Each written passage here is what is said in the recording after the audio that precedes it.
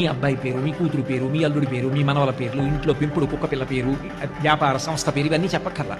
యజమాని పేరు ఒక్కటి చెప్తే చాలు.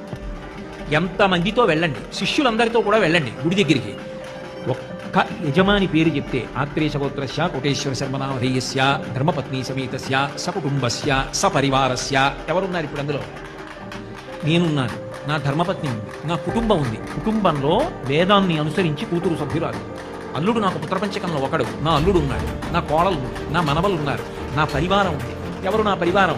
విశాల హృదయం ఉంటే మాతాచ పార్వతీదేవి, పితాదేవో మహేశ్వర, బాంధవా శివభక్తాశ్చ స్వదేశో భువనత్రయం.